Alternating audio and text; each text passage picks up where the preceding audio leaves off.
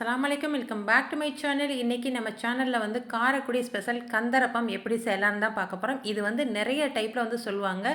First வந்து கார்த்திகை தீபம் அப்பம் அப்படின்னு சொல்லுவாங்க. சில சைடில் வந்து இனிப்பப்பம், அதுக்கப்புறம் வந்து டீக்கடை அப்பம் அப்படின்னு சொல்லுவாங்க. இது எப்படி வேணாலும் சொல்லிட்டு போட்டோம். ஆனால் நம்ம இதை எப்படி செய்யலாம் அப்படின்றத இன்றைக்கி பார்க்க போகிறோம். இப்போ வாங்க வீடியோக்குள்ளே போகலாம்.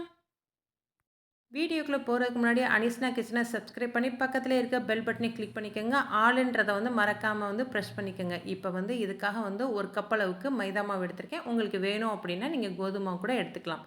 இது கூட வந்து அரை கப் அளவுக்கு ரவை, அரை கப் அளவுக்கு வந்து ஜீனி, கொஞ்சமாக வந்து ஏலக்காய் தூள், கொஞ்சமாக உப்பு சேர்த்துட்டு நல்லா வந்து மிக்ஸ் பண்ணிக்கலாம். இந்த அளவுக்கு நல்லா மிக்ஸ் பண்ணதுக்கப்புறம் கொஞ்சம் கொஞ்சமாக வந்து தண்ணி ஊற்றி நார்மல் வந்து வாட்டரே ஊற்றிக்கங்க. ஊற்றிட்டு நல்லா வந்து மிக்ஸ் பண்ணிக்கங்க. கட்டிகள் இல்லாமல் வந்து நல்லா வந்து ஃபுல்லாக மிக்ஸ் பண்ணிக்கலாம். இந்த அளவுக்கு மிக்ஸ் பண்ணதுக்கப்புறம் வந்து கிட்டத்தட்ட வந்து ஒரு அரை மணி நேரம் வந்து மூடி நல்லா ரெஸ்ட் எடுக்க விட்டுருங்க. அதுக்கப்புறம் வந்து நம்ம எடுத்து பார்க்கலாம். ஹாஃப் அன் ஹவருக்கு அப்புறம் வந்து நல்லா ரவையெல்லாம் ஊறி சூப்பராக வந்து மாவு ரெடியாக இருந்தது. நல்லா மிக்ஸ் பண்ணி விட்டுட்டு இது வந்து 2 டைப்பில் வந்து உங்களுக்கு இப்போ செஞ்சு காமிக்க போகிறேன். ஃபஸ்ட் டைப்பில் எப்படி செய்யலாம் அப்படின்றத பார்க்கலாம். இதுக்காக ஒரு பாத்திரத்தில் எண்ணெய் ஊற்றி நல்லா ஹீட் பண்ணதுக்கப்புறம் இந்த மாதிரி ஒரு குழிக்கரண்டி வச்சுட்டு நல்லா வந்து ஹீட் பண்ணிடுங்க. இந்த மாதிரி எண்ணெயை வந்து உள்ளே பிரட்டி பிரட்டி எடுத்தீங்க அப்படின்னா நல்லா வந்து அந்த கரண்டி வந்து ஹீட் ஆயிரும். ஹீட் ஆனதுக்கப்புறம் வந்து இந்த மாவு வந்து எடுத்து ஊற்றுங்க.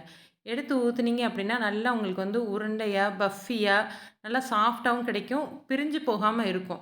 இந்த மாதிரி வந்து எண்ணெயை வந்து அள்ளி அள்ளி ஊற்றி பிரட்டி பிரட்டி எடுத்தீங்க அப்படின்னா சூப்பரான அப்பம் ரெடி ஆயிரும். இதே டைப்பில் வந்து உங்களுக்கு ஈஸியாக இருந்தது அப்படின்னா இதையே ஃபாலோ பண்ணிக்கோங்க. இல்லாட்டி இன்னொரு டைப்பில் ஊற்றுறது வந்து நார்மலாக எல்லோரும் ஊற்றுற மாதிரியே தான் ஊற்ற போகிறோம்.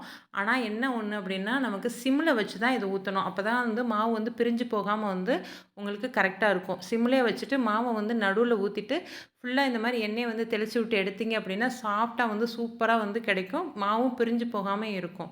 இப்போ பாருங்கள் நல்லா உப்பி அழகாக வந்து நமக்கு அப்பம் ரெடி ஆயிடுச்சு.